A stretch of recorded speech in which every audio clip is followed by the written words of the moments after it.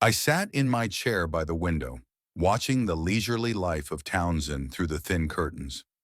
Evening was descending on the town in a soft autumnal way, coloring everything in warm golden tones. The apartment was small but cozy, two bedrooms, a spacious kitchen, a living room with large windows, everything necessary for a comfortable life of a 72-year-old man who no longer needed extra square meters. Destin had rented this place for me for 3 years now, ever since the doctors insisted on moving closer to the medical center. My son had always been thoughtful, even overly so, and sometimes I thought he made up for his busy work by worrying about my health and well-being. The phone rang sharply, interrupting my reflections on the previous day. Destin's name popped up on the screen. He called every night, as if performing a sacred ritual. I swiped my finger across the screen, accepting the call. My old phone had served me well for years, though the keypad had started to glitch a long time ago. The dot was especially annoying. It was always typed twice, which was annoying at first, but now I was used to it. I didn't want to buy a new device. This one worked properly and everything else, and I didn't like unnecessary expenses. "Dad, what's up? How was your day?" My son's voice sounded cheerful, but I caught a familiar note of fatigue of a man who had just finished a hard day's work. "It was fine, son. I saw Dr. Mills this morning, and he said my vitals were normal. Then I took a walk in the park, went to the library to get a new book. I put the detective book on the arm of my chair. How's it going with you? A lot of work?" "Yeah, the Maple Street project's a hot mess. Customers want to get it done early, so I've had to organize extra shifts. But that's good. That means money's coming in. Listen, why don't you come over for dinner tomorrow night? Riley's making your favorite pot roast with potatoes and carrots." I smiled, feeling the familiar warmth of sonly concern. Destin remembered the kind of little things that make family relationships truly close. His wife was actually a pretty good cook, especially meat dishes, though lately I'd noticed our conversations were becoming increasingly shallow. Riley was polite, but I could sense some strain in her demeanor. Probably just fatigue from work and raising two teenage children. "I'd love to come over. What time would be convenient?" "7 o'clock, as usual. The kids would love to see you." Peyton asked yesterday when Grandpa was coming to visit, saying he wanted to show his new drawings.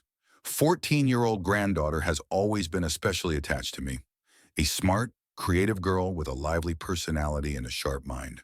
Unlike her younger brother Hunter, who at 11 preferred computer games to socializing with his relatives. It was normal for his age, though. I remembered how Destin himself could sit in front of the TV for hours on end, ignoring the adults' attempts to engage him in conversation. "Tell her I miss her very much and look forward to seeing her. And Hunter, too, of course. I will." "Dad, how's your back?" The masseur said I should keep going. Destin was always interested in my health, sometimes more so than the doctors themselves. My back did ache sometimes, especially in the mornings or when the weather changed, but Dr. Mills assured me that it was perfectly natural for my age. Regular massage and physical therapy helped keep my muscles toned, and my son paid for all the treatments faithfully, refusing to accept money from me. Quite tolerable. Today I had a treatment, and Sandra says the muscle tension is noticeably reduced. That's great, so the treatment is working. If anything changes or you need any further counseling, call me right away. You know I'm always here to help with any questions. I knew that better than anyone. Destin had built a successful construction company almost from scratch, starting with small remodeling jobs and gradually expanding into large commercial projects. Now he could afford to support his father at a decent level without skimping on medical or comfort. My pension barely covered the utilities for that apartment, but my son never made me feel like a financial burden. He paid the rent, all medical expenses, grocery shopping, even weekly cab rides when I needed to get to the store or bank. "Thank you, Destin. You're a great son. I'm proud of you." "Come on, Dad, don't embarrass me. It just goes without saying." "So we're on for tomorrow?" Sure. Tell everyone I said hi, especially Riley for inviting me." After I hung up, the apartment was silent again. I got out of the chair and walked over to the window, looking out at the street, where the streetlights were slowly coming on. Townsend was the rare place where people still knew their neighbors by sight, where you could walk around in the evening without fearing for your safety. Moving here 3 years ago was the right decision. I felt safe and peaceful, especially knowing that Destin and his family lived only 20 minutes away on the other side of town. Our relationship with our son had worked out very well. Since Martha's death 5 years ago, we had grown even closer as our shared grief brought us together, making us appreciate every minute we spent together. Destin often visited me in the old house, called daily, never forgot holidays, birthdays, and anniversaries. When doctors discovered heart rhythm irregularities and insisted on regular medical monitoring, my son immediately began looking for suitable housing near the cardiac center and insisted on moving in immediately, accepting no objections. I returned to the chair and picked up the detective again, but the lines were blurring before my eyes. Reading was becoming more difficult lately. I had to use glasses with stronger lenses, and my ability to concentrate for long periods of time wasn't what it had been in my youth. Nevertheless, reading remained one of the main pleasures of my measured life. Destin came to the bookstore regularly, buying new detective books, always interested in my preferences and listening carefully to my reviews of what I'd read. Riley, too, had shown genuine attention to my interests at first. When they were first married 8 years ago, she called often, inviting me to family dinners, inquiring curiously about my work as a young woman, asking me to tell her funny stories about Destin's childhood and adolescence. She laughed at my anecdotes, always made time for conversation, and was interested in my opinions on various issues. But about 2 years ago, something subtly changed in her attitude. Riley became more reserved, formally polite but cold. She participated less often in our conversations at the table, and sometimes I noticed her casting odd glances at me, as if evaluating or even displeased. Maybe she was just tired of cooking for an extra person all the time, or spending her weekends on family gatherings with her elderly father-in-law. Or maybe she was tired of the fact that a significant part of the family budget is spent on my maintenance. Rent, medical procedures, medications. I was well aware that cardiac care and physical therapy cost a lot of money, and an apartment in a decent neighborhood near a medical center was expensive. But Destin had never indicated that the financial burden was weighing on him, and he had refused to discuss money matters when I tried to offer my help. The phone made the melodic notification sound again. I glanced at the screen, a message from my neighbor, Mrs. Clark, across the hall. Dolores was a pleasant woman in her 60s who often texted me, especially when she noticed something interesting in the local news or wanted to share neighborhood gossip and news about the tenants of our building. "Leonard, saw your son bringing you grocery bags today? What a caring boy. God grant every parent such happiness." I smiled and began typing a reply, habitually ignoring the dot doubling with each press. "Thank you for the kind words, Dolores. Yes, Destin is indeed very considerate and responsible. I'm lucky to have a son." After sending the message, I leaned back in my chair and thought about tomorrow night. I wondered if it would just be a quiet family dinner, or if Destin would invite someone else. Sometimes he threw small parties for business colleagues or old friends, and I always felt a little insecure around young, successful people with their talk of work, investments, and future plans. But my son invariably included me in the conversation, introduced me with apparent pride as his father, and told guests about my former work as an engineer at a local factory. Leonard Fitzpatrick was my name. I worked at that plant for 42 years, starting as a simple technician and working my way up to chief shop engineer. I had a good, stable job that allowed me to support my family and even save money for the future. Martha also worked.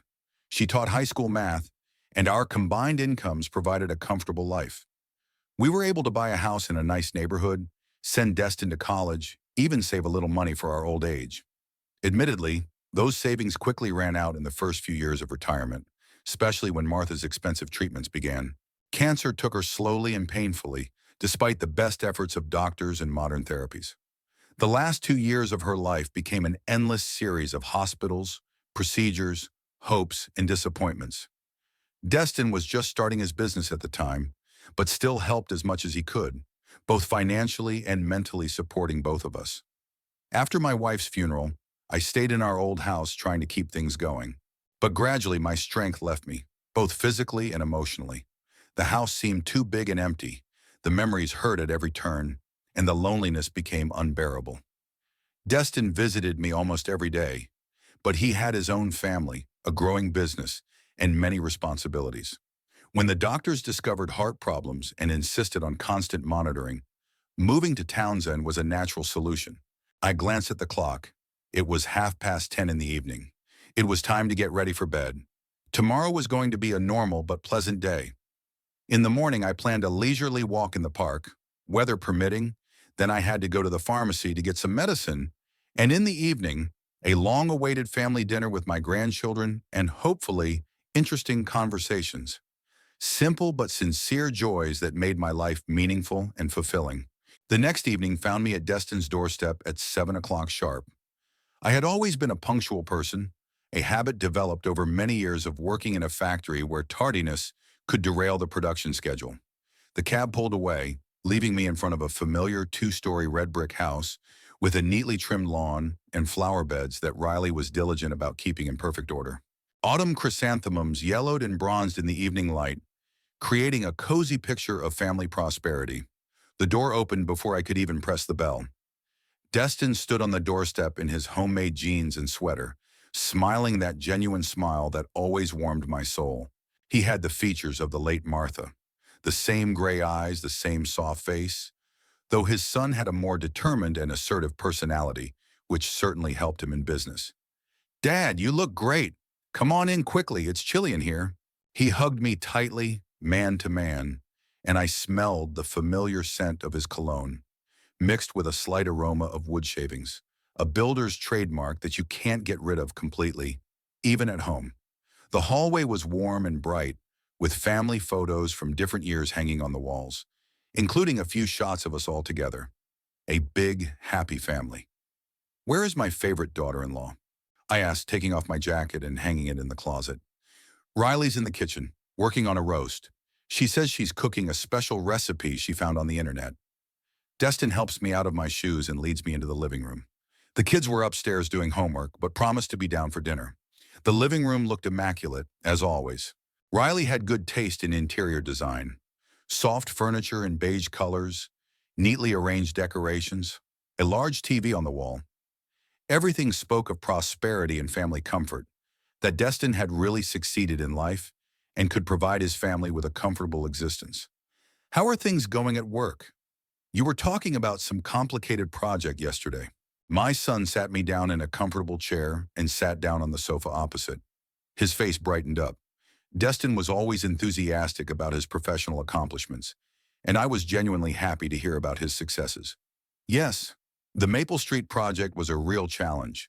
The customers wanted to build an office complex with an area of 5,000 square meters, but they demanded that everything be delivered a month earlier than originally agreed. They had to hire an extra crew and organize work in 2 shifts. That's good for business, isn't it? More work means more profit." "Exactly. Plus, if we meet the deadline, the customer has promised to recommend us to his partners, and that could mean some more big contracts next year." Destin rubbed his hands together, his eyes glistening with anticipation. "You know, Dad, I'm thinking about expanding the company. Maybe open a second office in a neighboring county." I nodded, admiring my son's energy and ambition.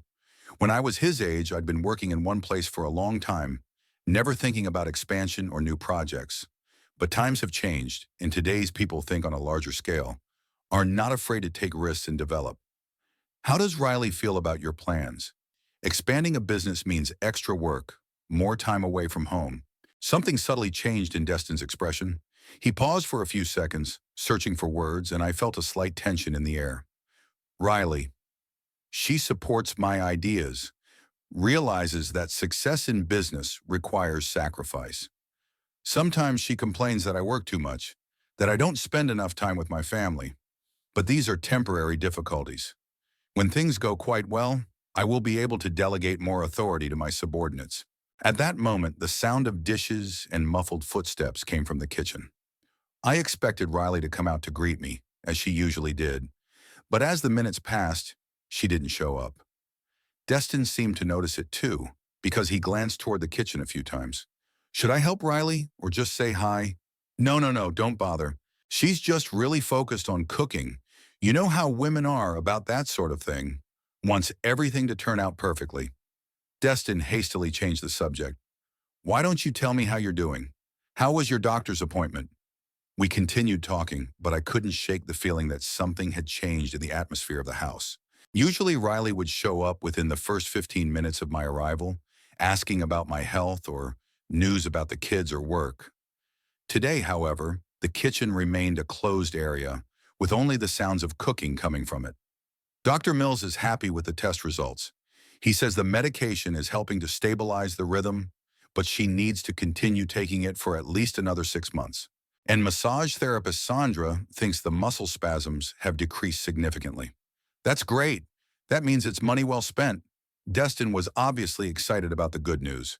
I recently read an article about new cardiac rehabilitation techniques. We can consult with the specialists at the regional hospital if we need to. His concern always touched me to the core. Destin never saved money on my treatment and was always ready to pay for any procedures if they could improve my health. Sometimes I felt guilty about such spending, especially knowing that the family needed money for their own needs, the children's education, the mortgage, the day-to-day expenses. Somewhere upstairs, footsteps and muffled voices were heard. Peyton and Hunter were apparently getting ready to come down for dinner. I always enjoyed the opportunity to hang out with my grandchildren, although I realized that at their age, Grandpa wasn't always of interest. Teenagers have their own worries, their own social circle, their own hobbies, far removed from the world of the elderly. How are the kids? Is Peyton still into drawing? Yeah, she's really into painting. She's even thinking about going to art college after high school. To be honest, I'm a little worried. Creative professions don't always bring a stable income. But Riley's supportive of her interests, says you have to give your kid a chance to express herself. And Hunter? Hunter's still obsessed with computers. He spends all day playing games or programming. On the one hand, these are useful skills for the future, but on the other hand, I would like him to spend more time outdoors, playing sports. We talked for another 20 minutes, discussing Destin's plans for business development, my impressions of the new book, and the changes in Townsend's urban infrastructure. The conversation flowed easily and naturally, as it always did between us, but I kept sensing some understatement in the air.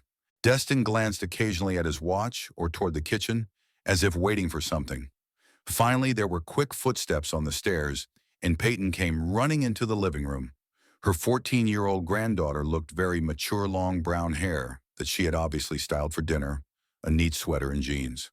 She had inherited her mother's lovely features and graceful figure, but her personality was lively and direct. "Grandpa Leo." She rushed to me and hugged me tightly. "I missed you so much. I have so many interesting things to tell." She had come up with the nickname Grandpa Leo a few years ago, shortening my name Leonard. I liked the way it sounded in her mouth, and there was a special tenderness and closeness in it. "And I've missed you, darling. Did Daddy say you had new drawings?" "Yes. I've done a series of portraits of our family in different artistic styles. One's impressionist, one's like abstract, one's realistic. Do you want to see them after dinner?" "Of course I do. You know I'm your most loyal fan." Hunter followed Peyton downstairs, more reserved and thoughtful. The 11-year-old grandson resembled his father at the same age. Thin, smart-eyed behind his glasses, slightly shy around adults. He greeted me politely, but I could see that his mind was on something else. "Hi, Grandpa. How's it going?" "Great, Hunter. How are you doing in school?" "Dad told me you're really into programming." The boy's eyes brightened up.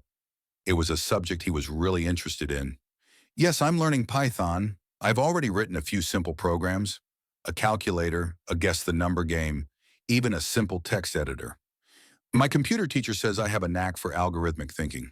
At that moment, Riley finally emerged from the kitchen. She was carrying a tray of dishes and looking a little tense.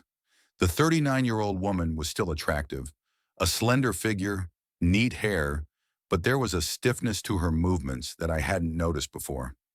"Leonard, welcome. I'm sorry I didn't come out to say hello right away. The roast needed constant attention." Her voice sounded polite, but a little cold, without the warmth I'd noticed before. "Riley, dear, don't apologize. I realize how time-consuming it is to cook for such company." She nodded, not meeting my gaze, and began setting the plates on the dining room table. Her movements were crisp and efficient, but there was no joy in them for the upcoming family dinner. Destin watched his wife with a slight concern that he tried to hide from the kids and from me. "Sono, Mom, can I show Grandpa the drawings right now?" Peyton asked. After dinner, honey. The food will get cold if we get distracted. Riley's tone was not harsh, but definitely more stern than usual. Peyton pressed her lips together, clearly upset, but didn't argue. Hunter was absorbed in his own thoughts, typing something quickly into his phone. We moved to the dining room table, and Riley served the roast, which really did look and smell great. She was a good hostess. There was no denying that, and she knew how to make a home cozy. But tonight, even a delicious dinner couldn't completely brighten the strange atmosphere of tension that hung in the air. We were just getting to the first course when the doorbell rang. Destin looked at his watch in surprise.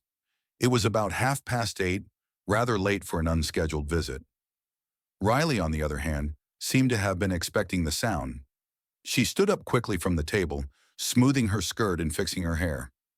"That must be your sister Carol and her husband," she said to Destin, heading for the front door. "I called them yesterday, inviting them over for dinner. I forgot to tell you." Destin looked a little puzzled. Usually such family gatherings were planned in advance, especially when it came to Carol, who lived in a neighboring town and rarely came without an appointment. But he just shrugged and continued eating, apparently deciding not to make a big deal out of it. "Aunt Carol is here," Peyton rejoiced. "She always brings me interesting art books." Hunter perked up too. His aunt's cousin was only a year older than he was, and the boys got along well despite their different interests. I set my fork aside, preparing myself for the greetings and the usual commotion that always accompanied the arrival of relatives. A few minutes later, Carol entered the dining room with her husband Brad and their 13-year-old son Connor. Sister Destina was an energetic, middle-aged woman who worked as a manager for an insurance company. She always treated me with warmth and respect, never forgot to wish me happy holidays, and regularly inquired about my health. "Leonard, it's so good to see you." Carol hugged me tightly and I felt the sincerity in her embrace. "How are you feeling?" "Destin tells me the doctors are happy with your tests." "Thanks, honey. I'm fine. How are you? How's work? How's Connor doing at school?" As we exchanged greetings, Riley fussed with extra plates and utensils, clearly preparing to feed the unexpected guests. But there was something nervous, unnatural in her demeanor. She glanced at her watch too often and occasionally glanced toward the living room, where there was a large television and projector that Destin had recently bought for the family to watch movies. "Riley, you don't have to cook for us separately," Brad said as he made himself comfortable at the table. "We had dinner at home. We just wanted to see each other and socialize. It's no big deal. There's enough food for everyone. Besides, I have a few things I want to share with my family." Riley's voice sounded unnaturally cheerful, as if she'd rehearsed the phrases beforehand. Soon we were joined by two more guests, Marcus and Vanessa Clarkman, Destin's neighbors with whom the family was on friendly terms. Marcus worked in the same field as my son, but in real estate sales rather than construction, so they had many common topics of conversation. Vanessa taught at the local school and always found common ground with the children. The dinner table quickly filled with people, conversation, and laughter. Riley darted between the kitchen and the dining room, serving additional entrees, drinks, and dessert. She looked excited, almost feverishly active, which was not too typical of her usually calm temperament. Destin tried several times to help his wife with the serving, but she steadfastly refused to help. "Riley, sit down," Carol said. "We're not in a restaurant for you to run around like a waitress." "It's okay. I like taking care of guests." Riley finally sat down, but continued to fidget in her chair, glancing at the clock or toward the living room. "By the way, after dessert, I'd like to show everyone something interesting." "What is it?" Destin asked, a slight wariness in his voice. "It's a surprise. I've prepared a small presentation about our family, collected old photos, videos. I think everyone will be interested to see it." Riley's smile seemed too bright, too unnatural. I was wary. I'd learned over the years to recognize when people weren't acting sincerely, and now my sister-in-law's behavior made me vaguely uneasy. Why did she need to make some kind of presentation tonight when I was here for a regular family dinner? And why hadn't she warned me, or apparently Destin? Mom, can I show my drawings too?" Peyton asked. "Sure, honey, but first my presentation. I spent a lot of time on it, and I want to show you the results." Meanwhile, the conversation at the table turned to the usual family topics. Carol talked about her new job. Marcus shared his plans to expand his real estate agency. Vanessa complained about the school's budget cuts and the need to deal with overcrowded classes. The kids chatted amongst themselves. Connor showed Hunter something on his phone, and Peyton told Aunt Carol about her art experiments. But despite the lively atmosphere, I kept watching Riley. She was participating in the conversation, laughing in appropriate places, asking questions, but it all seemed a little forced. Her gaze kept wandering, and she got up twice to check something in the living room, returning each time with an even more tense expression on her face.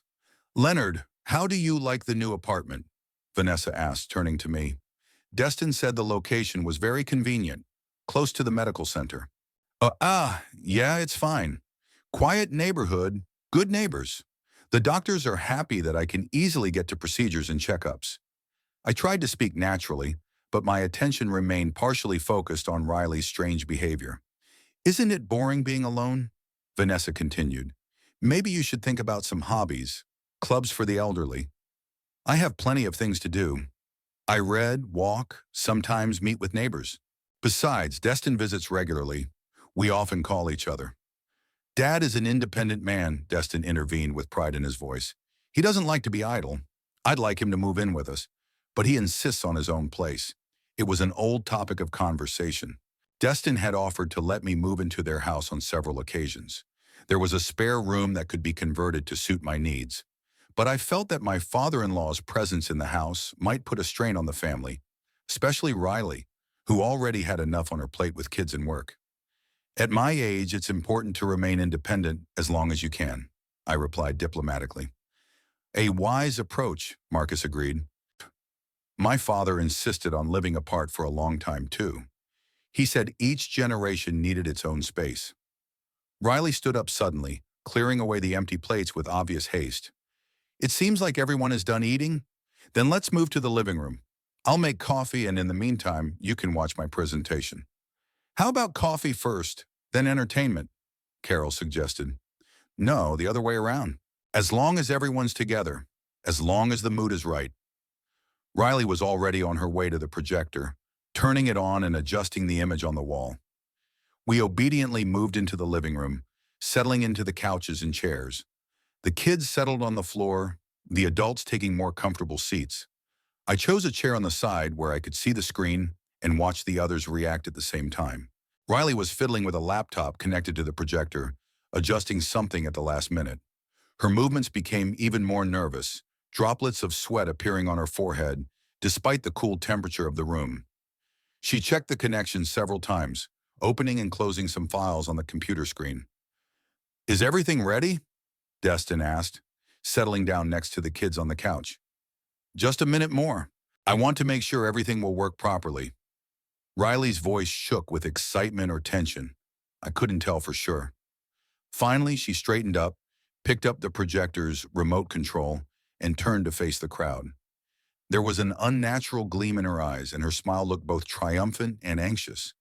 "My dear ones, today is a very special day. I want to show you something that will help everyone get to know our family better, to understand some important things about the people we care about." These words sounded ominous, despite the outwardly innocent context of a family viewing photos. I felt my back muscles tense. An instinct developed over the years that told me something was wrong. Destin looked puzzled too, though he tried not to show his anxiety in front of the guests and kids. Riley pressed a button on the remote, and an image of a cell phone screen appeared on the wall. The room fell into a tense silence. We were expecting to see family photos or videos, but instead a messenger conversation unfolded in front of us. The names of the participants in the dialogue made me wince. It listed Leonard and Riley. "What is this?" Destin asked, confused, staring at the screen. "It's something I couldn't keep quiet about anymore," Riley said, her voice trembling with excitement. "What's been going on between me and your father for the past few months?" The first message in the correspondence was dated late August. Allegedly written on my behalf, "Riley, you are a very beautiful woman. Always admired you." The reply, "Leonard, this is inappropriate. Please don't write me things like that." Then my name again, "Don't pretend. I know you feel something too. We're adults." And so on. A string of messages where I was allegedly hitting on my sister-in-law with lewd propositions, and she was trying to stop me. There was dead silence. Carol put her hand to her mouth. Marcus and Vanessa looked at each other in shock. The children stared at the screen, not fully understanding what was happening, but sensing the adults' tension. And Dustin looked at me with an expression I'll never forget, a mixture of disbelief, confusion, and painful disappointment. "Dad, is it true?" His voice sounded broken. I sat still, feeling the blood drain from my face. The accusation was so monstrous, so unexpected, that for the first few seconds I simply couldn't find the words. My own son had allowed the idea that I might have molested his wife. That moment of doubt in his eyes hurt me deeper than the slander itself. "Now everyone will know who you really are," Riley said triumphantly, pointing at the screen. "I can't keep this a secret anymore. For months I've tried to delicately stop your harassment, but you wouldn't take the hint. That's impossible," mumbled Brad, Carol's husband. "Leonard couldn't have written that." "Yes, he could." Riley flipped through the correspondence, revealing more and more explicit messages supposedly sent by me. "See for yourself. He promised me gifts, invited me to restaurants, wrote nasty things about what he wanted to do to me. And when I refused, he threatened to tell Destin untruths about me to ruin my life." The messages did look convincing. Someone had spent a lot of time crafting this fabrication, thinking of details, dates, even a style of speech similar to mine. But there was one detail in all of this carefully fabricated correspondence that gave away the fake with flying colors. All the dots in the messages on my behalf were single-spaced. I slowly pulled my phone out of my jacket pocket. My hands trembled slightly, not from fear or guilt, but from righteous anger and deep resentment that my own son could believe, even for a second, such a vile lie. "Let's look at my real messages," I said calmly. "Note the punctuation." "Why?" Riley took a step forward, and for the first time there was a note of alarm in her voice. "I mean, it's clear in here." Destin silently held out the cable for me to plug in. His face was pale, but I could see that he was ready to hear my side of the story. That was enough. It meant that all was not lost, that somewhere deep down he still doubted the truth of the accusations. I plugged the phone into the projector, and my screen appeared on the wall. I opened the list of messages and selected the first one I could find, the one with Dr. Mills where we were coordinating the time of our next visit. "Doctor, is it possible to reschedule my appointment for Thursday morning? I have a procedure with a massage therapist on Tuesday." "Of course, Leonard. I'll schedule you for 10 a.m. Thursday morning. Thank you very much. I'll see you Thursday." Every dot in my messages was doubled, a characteristic keyboard glitch that had plagued my phone for years. I opened another correspondence with Mrs. Clark's neighbor. "Dolores, thank you for the birthday greeting. It's nice of you to remember such dates. Leonard, how was your son's family dinner? Have the kids grown up?" "Yeah, the grandkids are great. Peyton's into painting and Hunter's into programming." And there's the same double dots in my messages. I opened my messages to Destin, who I texted regularly. "Son, I'm on my way to the doctor. I'll text you when I get a checkup." "Dad, good luck. I'll be waiting for an update." "Everything's fine. The doctor is happy with the results. The meds are working." Double dots everywhere, just in my messages. Every message, every correspondence, for months and years of using this phone. And in the fake correspondence with Riley she just displayed, all the dots in messages on my behalf were plain, single dots. There was dead silence. Everyone present realized the significance of what they were seeing on the screen. Marcus was the first to break the silence. "There are no double dots in the fake correspondence from Leonard." "Exactly," I said calmly. "My keyboard has been glitching for years. Every dot is printed twice. Everyone who corresponds with me knows that." I turned to Destin. "You've joked about it many times yourself, saying it's time to get a new phone." Destin nodded, his face slowly regaining its normal color. "Yeah, I remember. You always said you were used to it and it didn't bother you." I opened a few more correspondences, with the medical center staff, with the bank employees, with the grocery delivery people. It's the same pattern everywhere. Double dots in each of my messages like the invariable signature of my glitchy phone. And the messages were dated from different months, including the period when the fake correspondence with Riley was supposedly taking place. Riley stood frozen, staring at the screen with terror in her eyes. Her face turned dead pale, her hands trembling. She clearly hadn't expected such a simple and convincing exposure of her lies. It, it could be a coincidence, she murmured in a weakening voice. Maybe the phone was working fine at the time. Riley, Carol said in a stern tone, that's enough. It's clear enough. But why? Vanessa asked, confused. Riley, why did you do it? Riley remained silent, staring at the floor. Her triumphant look had completely disappeared, replaced by the expression of a thief caught. She clearly hadn't prepared for this turn of events, hadn't foreseen the simple technicality that had completely ruined her plan. Mom? Peyton called softly. What's going on? Destin got up from the couch and walked over to his wife. His face was a mixture of anger, frustration, and bewilderment. Riley, explain it to me. Right now. Why did you fabricate this correspondence? Why are you trying to defame my father? Yeah, I didn't, Riley stuttered, her voice shaking. It's a misunderstanding. What misunderstanding? Destin raised his voice, which was uncharacteristic of him. You took the time to create fake messages, invited guests, made a whole spectacle of yourself to accuse an innocent man. My father. Why? Those present watched the unfolding family drama with horror and embarrassment. Marcus and Vanessa looked at each other, clearly regretting witnessing such a scene. Carol was hugging a confused Connor, trying to protect her son from the unpleasant adult squabbles. Maybe we should leave, Brad suggested. This is a family matter. No, I said firmly. Since the accusations were made in public, the exposure should be public. Let everyone here know the truth. Destin looked at his wife again, and in his gaze I saw not only anger, but deep disappointment. Riley, I want an explanation. Now. The silence in the room was so thick that even the air seemed to freeze. Everyone in the room was staring at the projector screen, and then at Riley, who stood next to the turned-off device like a statue. Her face was waxy pale, and her hands were shaking so badly that the remote slipped from her fingers and fell to the carpet with a thud. Carol was the first to break the silence. She stood up slowly from the couch, her eyes fixed on her brother's sister-in-law, her voice filled with genuine bewilderment mixed with disgust. Riley, I don't understand. I don't get it at all. How could anyone come up with something so disgusting? Leonard is your husband's father, your children's grandfather. How could you do such a despicable thing? Vanessa stood up too, wrapping her arms around herself as if protecting herself from what was happening. I mean, it's monstrous to accuse an elderly person of such a thing. And in public, in front of the children. She looked at the confused Peyton and Hunter. The kids weren't supposed to see this. Marcus shook his head, his normally calm face expressing deep indignation. In all the years I've known your family, I've never seen anything like this.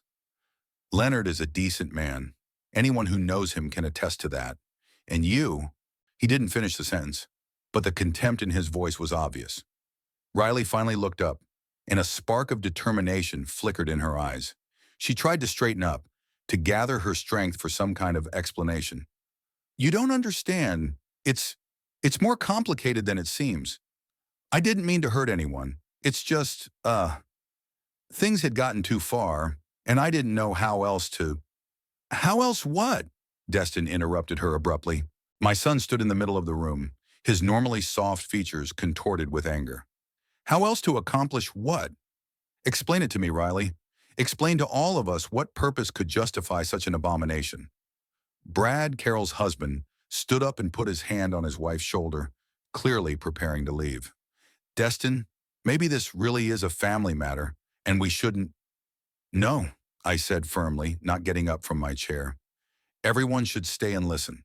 The accusations were made in public, so let the explanations be public. I have the right to do that. Peyton suddenly burst into tears. Not loudly, not hysterically.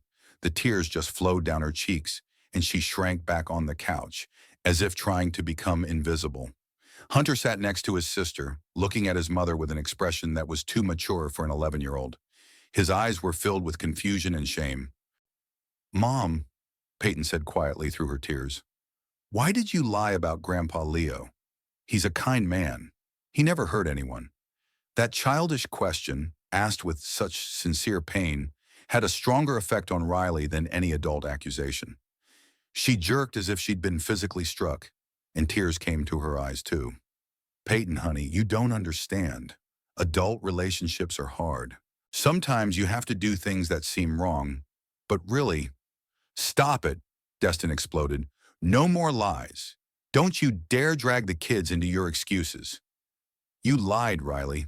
You made up vile lies about my father and tried to make him look like a pervert in front of all of us. What excuse could there possibly be for doing something like that? Connor, Carol's 13-year-old son, who had been watching in silence until then, suddenly spoke up. Aunt Riley, why did you do it? Uncle Leonard has always been good to us. Remember how he taught me how to play chess last year?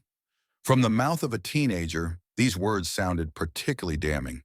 The child didn't understand complex adult motives, but he could sense injustice and lies. Riley looked around at everyone present, their judgmental faces, their disappointed looks, and something broke in her defense. She sank into the nearest chair, covered her face with her hands, and spoke through her fingers in a voice full of despair. Do you think it was easy? You think I enjoyed coming up with these things? I've been agonizing for months, staying up at night, trying to find another way out.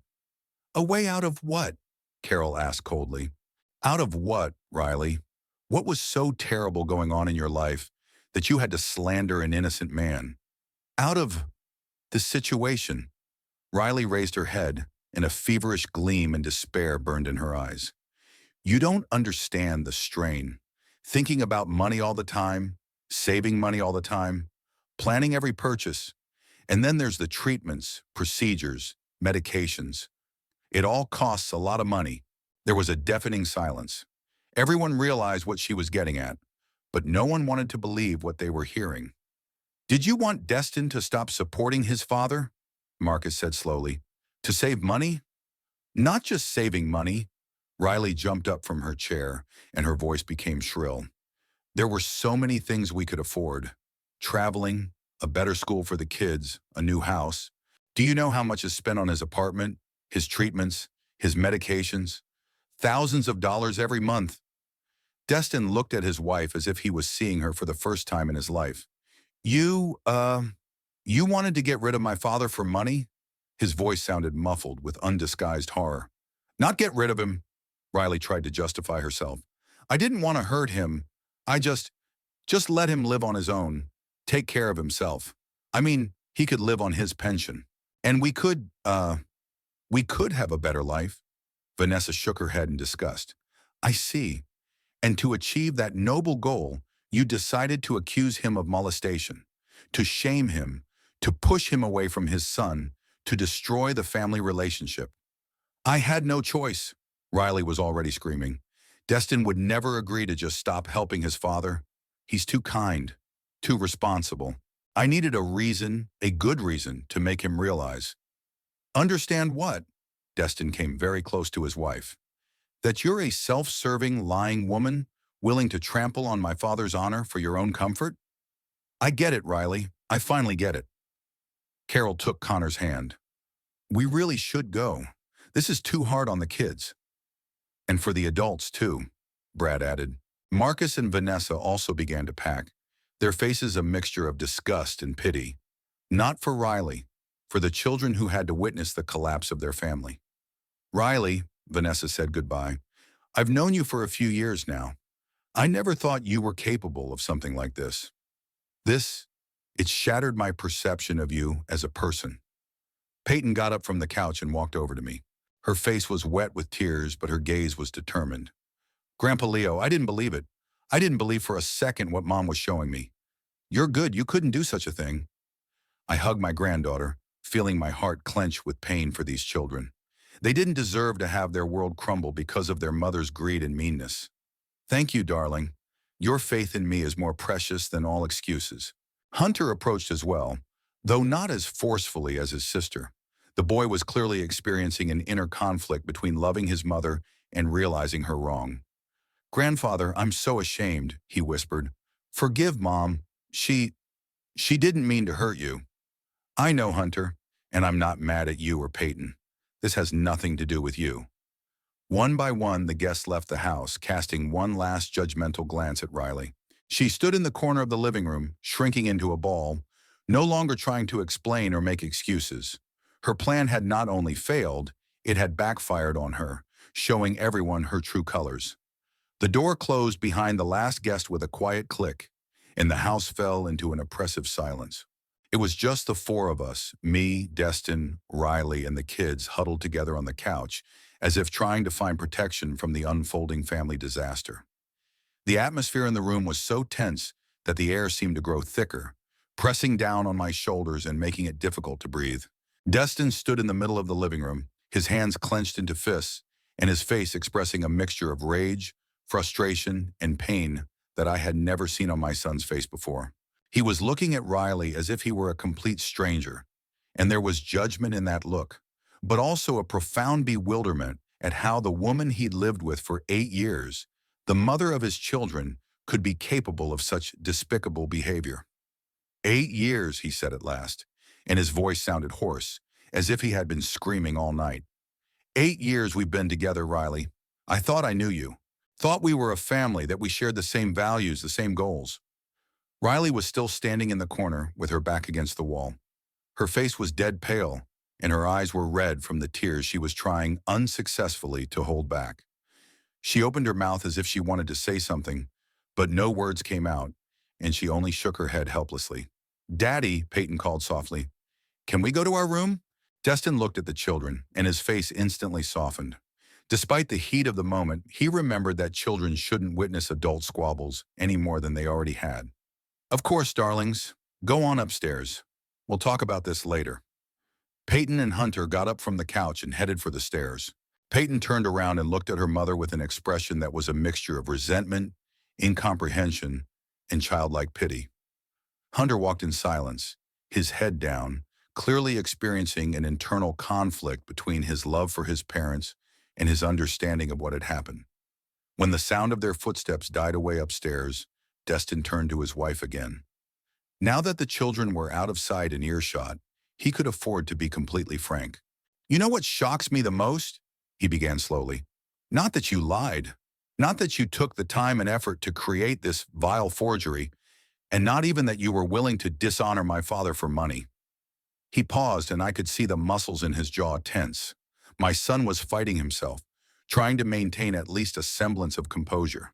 "The thing that shocks me the most is that for a second," he couldn't finish the sentence, but I could see where he was going with it.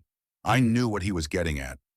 I'd seen that moment when Destin first saw the fake correspondence. I saw the flicker of doubt in his eyes. The split second he allowed the thought that his father might actually have molested his wife. That moment of hesitation cut into my memory sharper than any knife. "You doubted me," I said quietly but clearly. Destin turned sharply toward me, his face horrified that I had voiced his secret shame. "Dad, it was just a moment. I didn't mean to. I shouldn't have." "But you hesitated." I stood up from my chair and looked my son in the eye. "When you saw that fake correspondence, you thought for a second, what if it's true?" The words hung in the air between us. Riley stopped crying and tensely followed our conversation, realizing that something very important was happening for the future relationships in the family. "Dad, I'm sorry." Destin took a step toward me, and there was desperation in his voice. "I didn't want to believe it. It was just so sudden, so shocking. First reactions. It's not always the right one."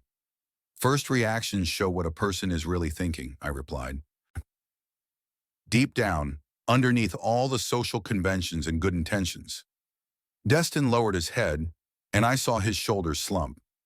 My successful, confident son suddenly looked like a delinquent boy. "You're my father. I should have known it was a lie right away. I should have stood up and said, 'That's impossible. My father would never do anything like that.' But instead, instead, you allowed the possibility that your 72-year-old father, whom you've known all your life, suddenly turned into a harassing old man." Every word I said hit its target, and I could see how they hurt Destin. But that pain was necessary. Some things had to be talked through, or they would fester inside, poisoning the relationship. "Leonard," Riley spoke suddenly. Her voice was hoarse with tears. Don't blame him. It's all my fault. I set the whole thing up in such a way that anyone would have doubted. Not anyone. I cut her off abruptly. Peyton didn't. A 14-year-old girl said she didn't believe a word of it. But a grown man, my own son. Dad, stop it, Destin asked quietly.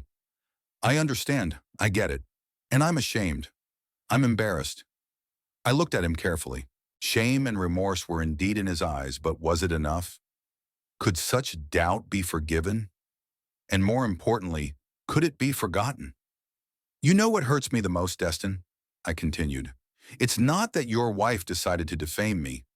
People are capable of all kinds of mean things. I learned that a long time ago. What hurts me is that you, even for a second, believed in the possibility of such a thing from me. But I didn't, Destin exclaimed. I gave you a chance to justify yourself afterward, to plug in the phone.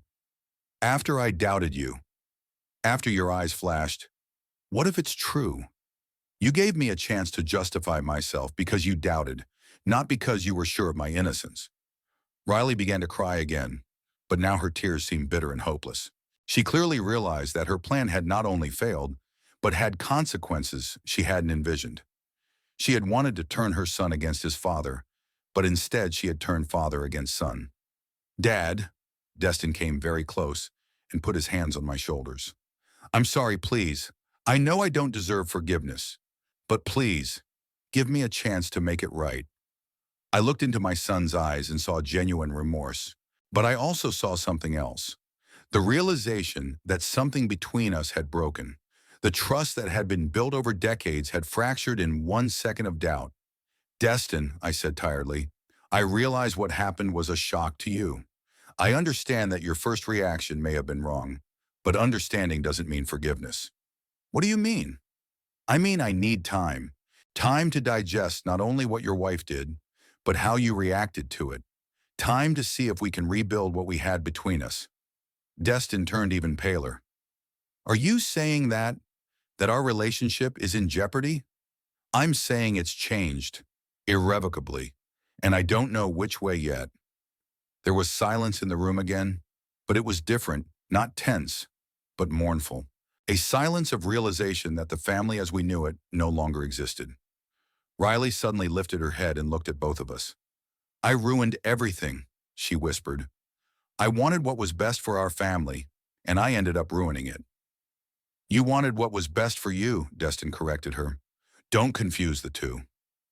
Maybe you're right, I said, turning to Riley. Maybe you did mess things up, but not just for yourself. For your children, who will now have to live with the knowledge that their mother is capable of lies and betrayal. For your husband, who finds out he married a woman willing to trample honor for money. And for me, who realized that his own son could doubt him at the most critical moment. Destin clenched his fists and turned away to the window. His shoulders were shaking, and I realized he was crying. My grown, successful son was crying with shame and remorse. Dad, I don't know how to fix this, he said without turning around. Tell me what to do. I'm willing to do anything. I don't know, Destin. I honestly don't know.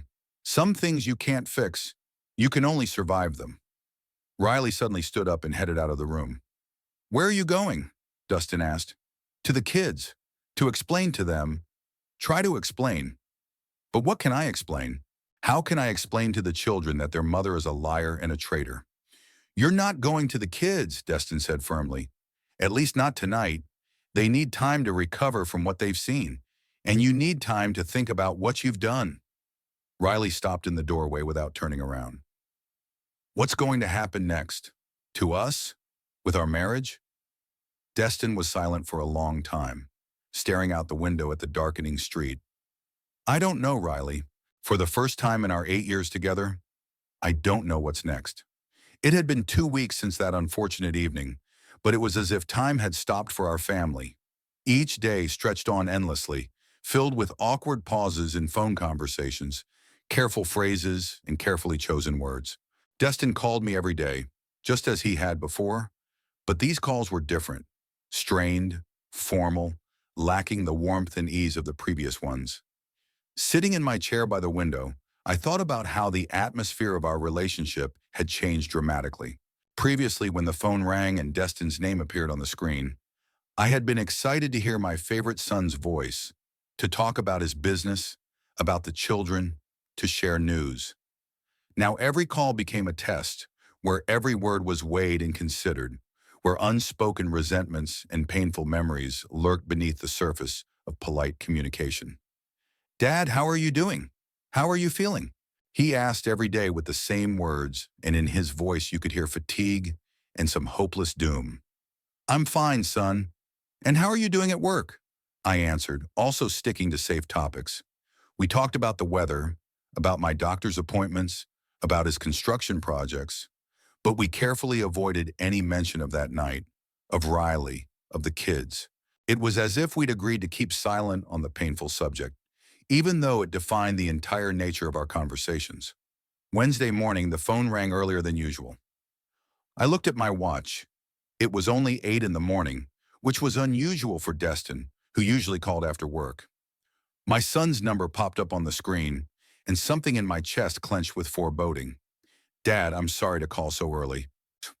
Destin's voice sounded especially tired, like he'd been up all night. "There's something I need to tell you." "Sure, son. What's up?" "I filed for divorce from Riley." The words just hung in the air. I expected something like that, but it was still hard news. Divorce meant not only the end of the marriage, but the destruction of the family my grandchildren were growing up in. "I understand," I said after a pause. "I guess it was inevitable after what had happened." "Yeah, I can't live with someone I don't trust. And after the whole fake email thing." Destin didn't finish his sentence, but I understood him without words. "What about the kids? How are they taking it?" "It's hard, especially Peyton. She blames Riley for everything that's going on. Barely talks to her mom. Hunter's holding it together, but I can see how much he's hurting. Kids shouldn't have to witness such a shame." There was a deep pain in my son's voice, and I wanted to comfort him, to support him like I'd done his whole life. But something inside me resisted the urge. The wound from that moment of doubt was still bleeding, preventing me from showing natural fatherly concern. "Destin," I said gently, "I understand how difficult this is for you. Divorce is always a painful process, especially when there are children involved. Dad, can we get together? Talk about this seriously. I feel like something's changed between us since that night, and I want to fix it. This is what I've been waiting for and dreading at the same time. A straight talk about our relationship, about what happened between us the moment he saw the fake email and questioned my integrity." "Okay," I agreed after a long silence. "Come tonight." The day dragged unbearably slow. I tried to read, but the lines blurred before my eyes. I tried to watch TV, but I couldn't concentrate on what was on. My thoughts kept returning to the upcoming conversation with my son, to what I would say to him and how he would react. By 6 o'clock in the evening, I was already sitting by the window, waiting for his car. Destin arrived exactly at the appointed time, a habit he had inherited from me. But when he entered the apartment, I was painfully aware of how much he'd changed in the past 2 weeks. His face had grown gaunt, deep wrinkles had appeared around his eyes, and his movements had become tentative. "Dad," he hugged me when I met him, but it didn't have the same warmth. "Thanks for agreeing to meet." We sat across from each other in the living room, and there was an awkward pause. Destin started to speak a few times but paused, searching for words.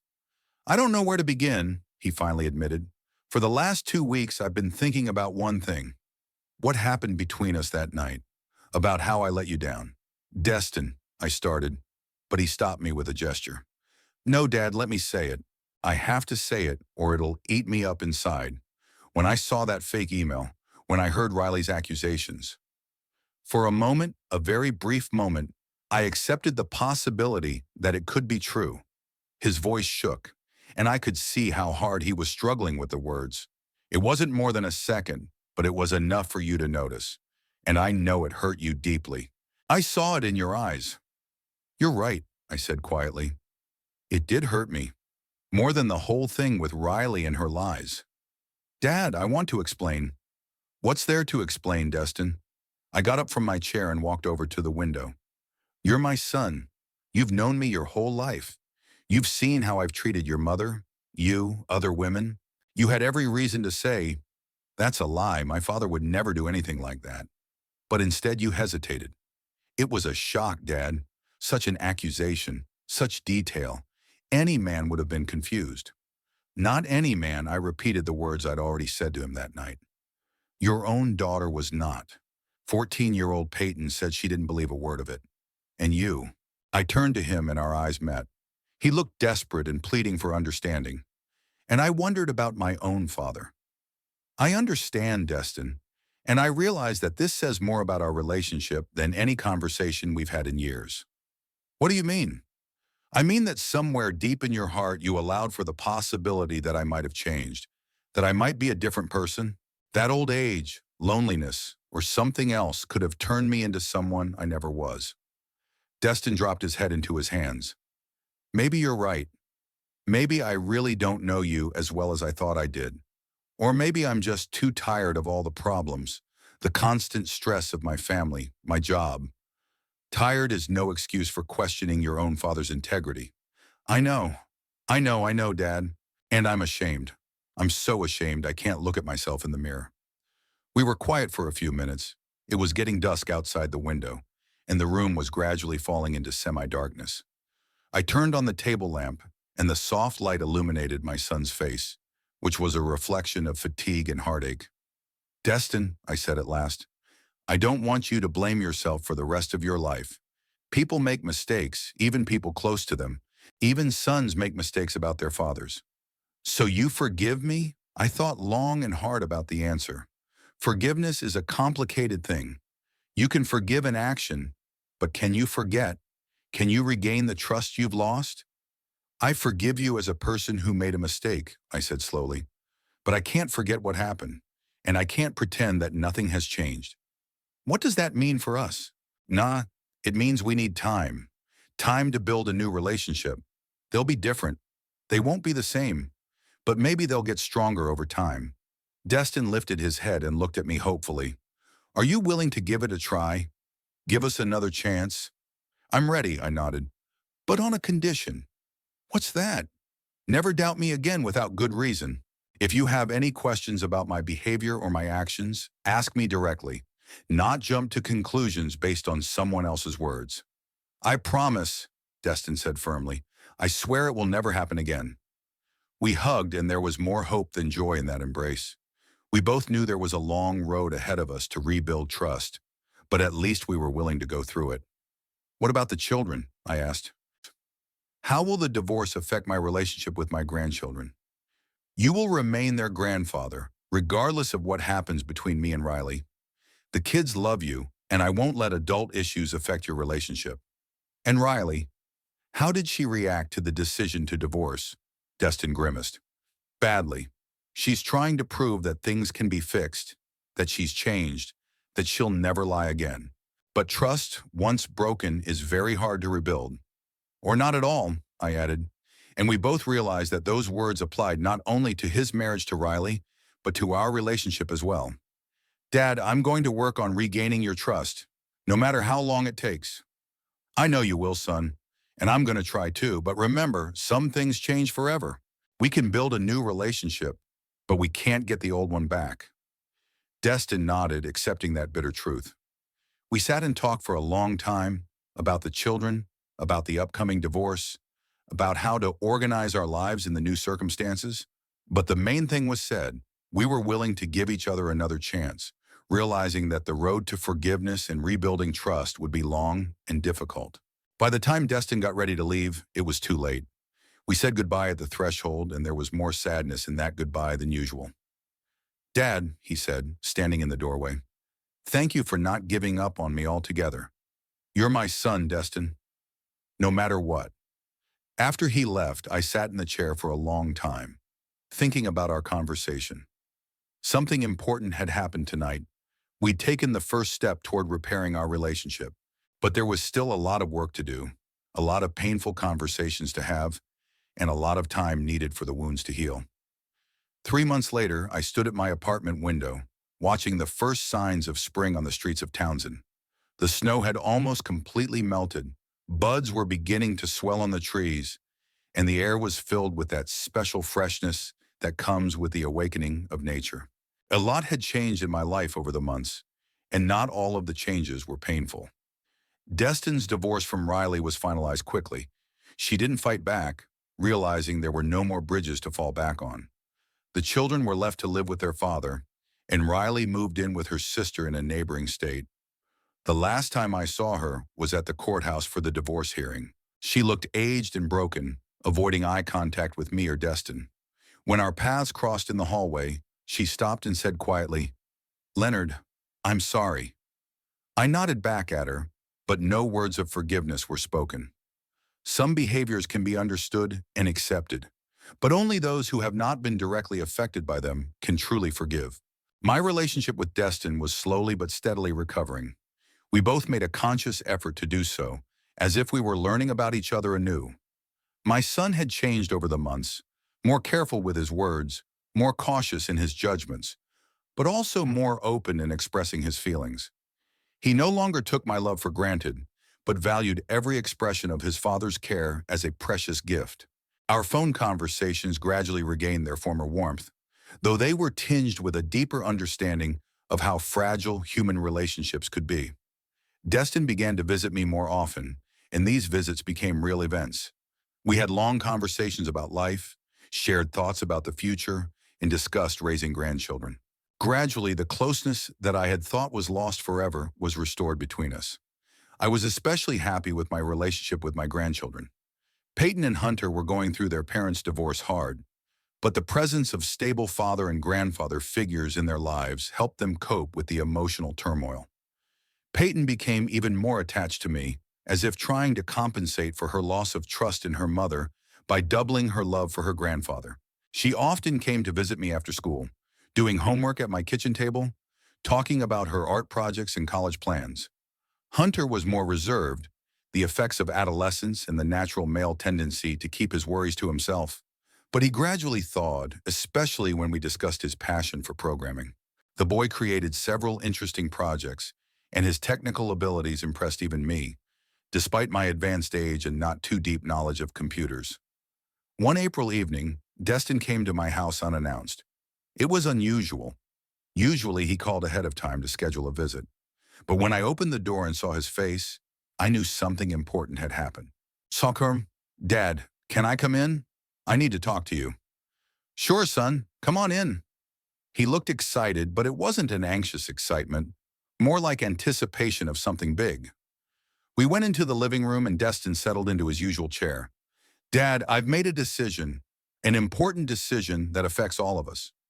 I prepared to listen to him carefully. In the months of rebuilding our relationship, I had learned not to jump to conclusions or interrupt my son when he was trying to articulate something important. "I want you to move in with us, to the house, forever." The suggestion was unexpected, though similar conversations had arisen between us before. But now Destin's words had a special persuasiveness to them. "Son, we've discussed this before. I appreciate the offer, but I think each generation needs its own space. In the past, yes, but things are different now. The kids are motherless. They need stability, family warmth, and I need my father around me, not just on the phone every day, but close by so we can be a real family." There was a sincerity in his voice that touched me to the core. I could see that this offer was not motivated by pity or a sense of duty, but by a real desire to rebuild family ties. "And how will the children feel about this decision?" "I've already talked to them. Peyton is delighted. She said that she always dreamed of grandfather living with us. Hunter's okay with it too, although he's been a little more reserved. But I could see he liked the idea." I thought about it. Living in a separate apartment gave me independence, but also a certain loneliness, especially in the evenings, when it was getting dark outside the window and the rooms were too quiet. The prospect of seeing my grandchildren every day, helping them with their lessons, participating in their daily lives was very appealing. "Destin, are you sure this is the right decision? Having an elderly person in the house is an extra hassle, restrictions." "Honam, Dad, stop it." He leaned over to me and put his hands on my shoulders. "You're not just an old man. You're my father, the grandfather of my children, the head of our family. You belong with us, especially now as we go through a difficult time." I looked into my son's eyes and saw the sincerity and love that had been clouded by doubt on that unfortunate evening 3 months ago. Now his gaze was clear and open, without a shadow of distrust or uncertainty. "All right," I said after a long pause. "I agree." Destin's face lit up with joy and he hugged me tightly. "Thanks, Dad. You don't know how important this is to me, to all of us. But I have a condition," I added with a smile. "I want to maintain a certain independence. A separate room, my own routine, a chance to be alone sometimes." "Of course. We have a large room on the first floor with a separate entrance. We can equip it as a separate apartment, with a bathroom, a small kitchen, everything we need." We began to discuss the practical details of the move, and I could feel the warmth of anticipation flooding inside me. For the first time in many months, the future seemed to me not just a continuation of the present, but something new and promising. The move took 2 weeks. Destin hired workers to remodel the first floor room to suit my needs, move my belongings, and help me set up my new living space. The grandchildren were enthusiastically involved in the process. Peyton picked out curtains and decorations, and Hunter helped set up the TV and computer. On the day of the final move, when the last box was unpacked and all the belongings had found their places, we gathered in the kitchen for a family dinner. For the first time in a long time, it was just the four of us at the table: Grandpa, Dad, and 2 kids. The atmosphere was warm and cozy, filled with that special closeness that arises between people who have gone through trials and kept each other. "Grandpa Leo," Peyton said, raising the glass with juice. "Welcome home." "Yes, Grandpa," Hunter supported her. "We're a real family now." Destin looked at me with a smile of gratitude and love. "Dad, I know the last few months have been hard on all of us, but I feel like we've gotten stronger. We made it through the ordeal and didn't break." I nodded, agreeing with him. It was true that the events of last fall could have destroyed our family, but instead they had toughened us up, taught us to appreciate each other and not to take family ties for granted. "You know," I said, looking around at the faces of my family, "I've been thinking a lot about what happened to us, about Riley's lie, about that moment of doubt, about the pain we've all been through, and I realized one important thing." "What's that?" Peyton asked. "Family isn't something we're born with. Family is something we choose anew every day. We can be disappointed in each other, resentful, even doubtful. But if we are willing to work on the relationship, forgive mistakes, and give each other new chances, no lies or outside circumstances can destroy us." Destin reached out and covered my palm with his. "Thank you, Dad, for giving me another chance, for not giving up on me after I let you down. And thank you for being wise enough to admit your mistake and fight for our relationship." We sat at the table for a long time, talking about future plans, our grandchildren's schoolwork, and Destin's work projects. A normal family dinner, the kind of thing that happens in thousands of homes around the world. But it had a special meaning for us. It was confirmation that we were a family again. Not the same as before, but a new, stronger, and more conscious one. Late in the afternoon, after the kids had gone to their rooms to do their homework and Destin had gone to his office to work, I sat in my new room and reflected on the day. There was a light spring rain outside the window, clear streams dripping down the glass, and the house was warm and cozy. I thought about how bizarrely human life turns out. A few months ago, it seemed to me that my relationship with my son was destroyed forever, that the trust between us was irrevocably lost. But today we sat at the same table as close people, ready to share the joys and difficulties of everyday life. The phone rang, interrupting my thoughts. The screen showed an unfamiliar number. "Hello? Grandpa Leo?" I heard a familiar voice. "Peyton, where are you calling from?" "Hunter's cell phone." I wanted to say goodnight, and to tell you again how glad I am that you're living with us now. It warmed my heart to hear those simple words. "And I'm glad, darling. I'm very glad." "Grandpa, will you help me with my drawing for the school exhibition tomorrow?" "Of course I will. What are you going to paint?" "A family portrait, all of us together. Dad, you, Hunter, and me. A real family." I smiled as I imagined this future painting. "It would be a beautiful painting, Peyton." "Yeah," she agreed. "The best in the world." After we said goodbye, I sat in the chair for a long time, looking at the rainy street outside the window. Life went on, bringing new days, new worries, new joys. And now I met this life not alone, but surrounded by the most dear to me people, those who had gone through the trials with me and stayed by my side. Tomorrow will be a new day, and we will spend it together as a family.